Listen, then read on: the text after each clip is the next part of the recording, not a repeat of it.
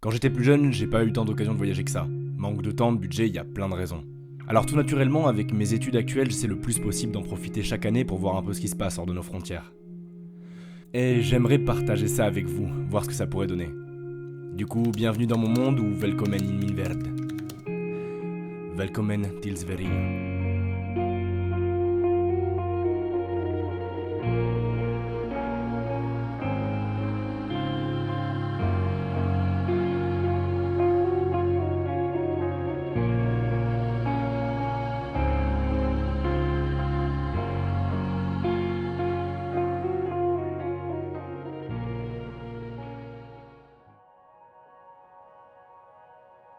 Début avril, je m'envolais direction une région qui m'intrigue depuis déjà pas mal de temps, la Scandinavie et plus précisément Stockholm.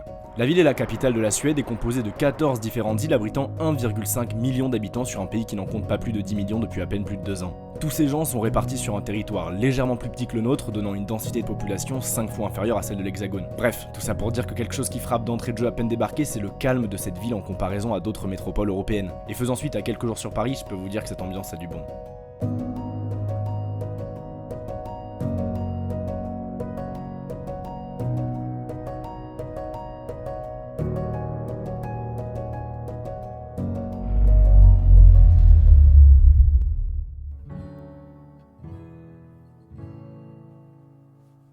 Je me suis retrouvé en coloc avec 3 de mes meilleurs amis. Ah oui, d'ailleurs, si vous voyez souvent les mêmes têtes revenir, c'est que je suis parti avec 20 de mes potes, et c'est pas la première fois qu'on fait ça. Et être aussi nombreux en colocation, ça a du bon, mais c'est surtout pour des raisons économiques que tu fais ce choix en Suède.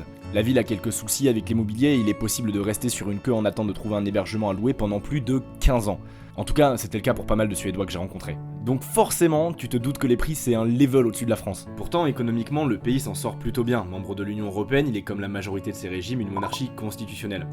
Et je le savais pas du tout avant d'aller là-bas, donc je vous présente Charles XVI Gustave, le roi de Suède. Autrement, c'est le marché central d'Europe du Nord et un pays clairement tourné vers l'avenir puisqu'à fond sur l'université gratuite, l'égalité homme-femme. D'ailleurs, je me souviens d'une Suédoise qui en revenait pas de nos 19% d'écart salarial. Les énergies renouvelables aussi, ils sont super en avance là-dessus, ils en viennent à importer des déchets de leurs voisins pour satisfaire leurs besoins énergétiques. Par contre, ça a pas toujours été comme ça.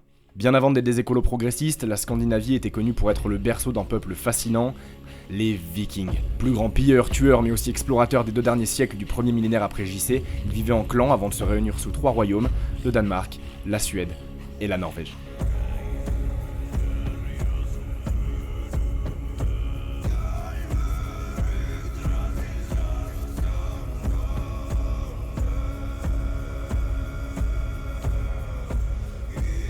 Au XIVe siècle, ils se réunissent sous l'union de Kalmar, puis 3 ans après le bain de sang de Stockholm en 1520, perpétré par les Danois, l'entente éclate. Le Danemark fait alors union avec la Norvège, le Groenland et les îles Féroé, laissant la Suède dans son coin jusqu'en 1814, où suite à leur défaite aux côtés de Napoléon, la Norvège passera en quelques mois aux mains de la Suède, alliée des Anglais. Enfin, la Norvège, telle qu'on la connaît aujourd'hui, ne sera indépendante qu'en 1905. Bon ok, je vous avoue, aujourd'hui si je vous parle du Nord, c'est plus connu pour ses compagnies plus qu'intégré à notre quotidien. Si tu fais un Skype avec ton pote bricolo pour qu'il t'aide à monter à distance ton meuble Ikea que t'as ramené dans ta Volvo en écoutant un petit fond de musique sur Spotify et qu'en même temps tu portais du H&M, mon pote t'es en plein dedans. Même quand j'ai cru avoir perdu mes écouteurs, j'ai découvert que la marque venait de Stockholm. Dans le prêt-à-porter, il y a une marque que j'adore aussi, c'est Acne Studio, voilà, c'est suédois. Mais si tu me regardes sur YouTube, tu dois aussi sûrement connaître la Suède à travers son plus grand représentant sur le web. Putain, qu'est-ce que j'aime ce mec. Et d'ailleurs, en plus, avec un de ses vlogs, j'ai découvert William, un tatoueur de talent, alors forcément j'y suis passé avec un pote. D'ailleurs, vous saviez que c'était le pays avec proportionnellement la population la plus tatouée? Ben moi non plus avant, mais je sais plus où est-ce que je l'ai lu quelque part là-bas.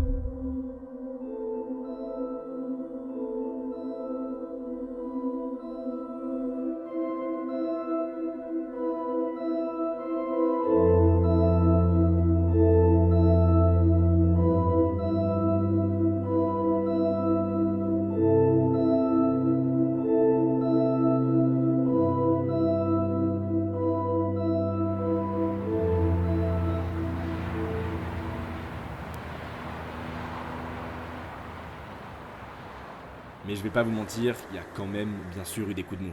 Et surtout les 3 premières semaines. En même temps, quand à Bordeaux il faisait 25 degrés, la Suède n'offrait rarement plus de 8 à 10 avec son lot de flocons tous les 2 jours. D'après notre proprio, c'était exceptionnel à cette période de l'année.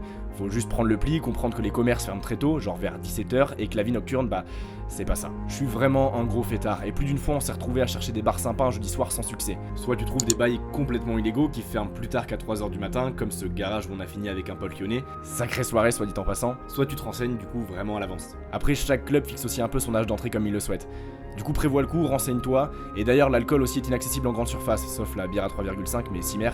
Mais du coup, faut uniquement aller dans les systèmes Bolaget qui, devine quoi, ferment à 15h le samedi. Non, en vrai, les premières semaines, t'as beau croire que c'est un pays qui ressemble au tien, tu te fais souvent avoir. Alors, quitte à être dans le froid, on a décidé de prendre ça au pied de la lettre et de partir en road trip direction le pays des princes qui dave au balcon, la Norvège.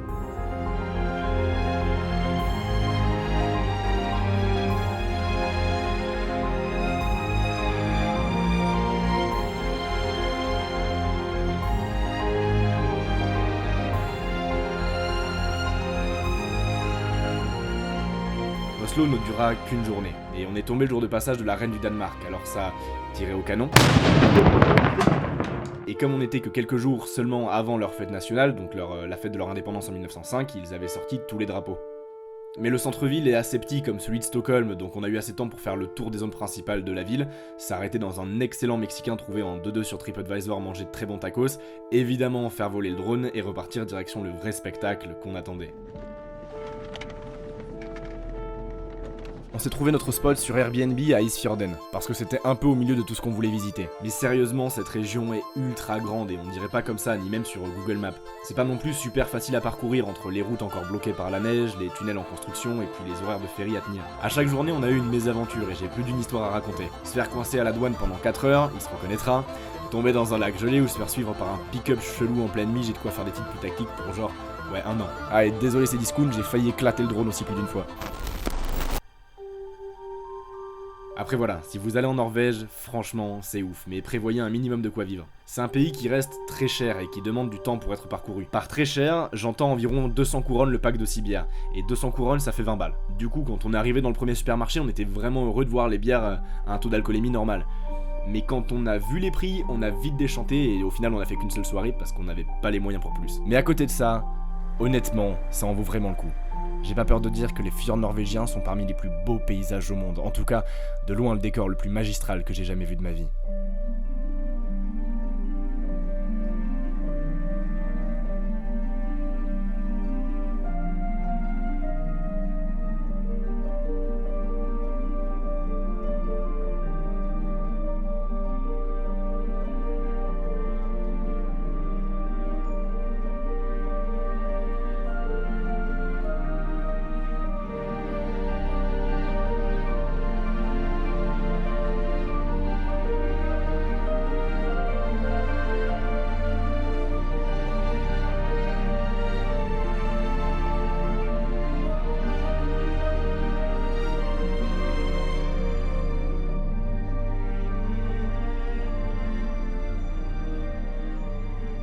Enfin, la réalité nous a rattrapés. Retour à Stockholm pour les 3 dernières semaines qui étonnamment furent dans tout autre ton que les 3 premières. Depuis qu'on était arrivé, on entendait à chaque fois la même chose. En gros, oh, vous devriez venir en été, j'espère que vous profiterez un peu du printemps ici. Et en vrai, en 2 semaines, les températures avaient remonté et les rooftops ont tous ouvert leurs portes et là, c'est devenu vraiment cool. Et niveau club, quand il fait beau, c'est tout autre chose. Autant on avait pas mal rodé le Kraken pour Marcel Detman et Ben Clock dans une salle fermée, autant là, le rooftop du Slack to Set et l'ambiance vraiment cool que dégage le spot de Tradgarden, ça fait toute la différence. Puis à cette période de l'année, dans le nord, il ne fait nuit que 4 heures maximum. Et encore, par nuit, j'entends ciel bleu marine vite fait. C'est genre un espèce de crépuscule qui s'arrête jamais, il y a toujours de la lumière naturelle.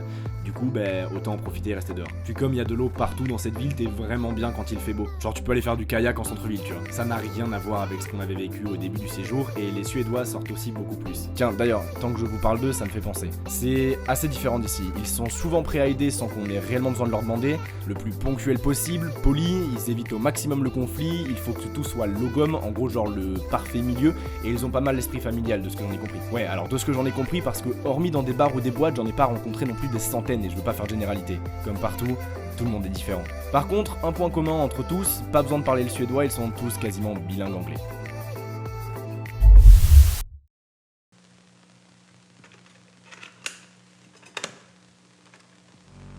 Bon alors je vais pas non plus m'éterniser, qu'est-ce que je retiendrai de tout ça? Honnêtement, à l'inverse d'autres pays que j'ai visités, je me verrais mal vivre en Suède. Sûrement parce que c'est trop calme et que je suis peut-être pas tombé au bon moment non plus. Mais j'ai vu les plus beaux paysages de ma vie en Scandinavie, et il reste tant à voir, passer d'excellentes soirées avec mes potes et rencontrer des gens vraiment cool. Alors si vous devez y aller, foncez pour je dirais 2 semaines en plein été ou en plein hiver, tout dépend ce qui vous correspond mieux. Prenez le temps de trouver les bons recoins, fouillez Södermalm d'ailleurs, c'est un quartier vraiment chouette. Prenez un fika, c'est leur post café assez traditionnel, et partez voir du pays. C'est en Europe, c'est à côté, et pourtant vous aurez vraiment de quoi être dépaysé.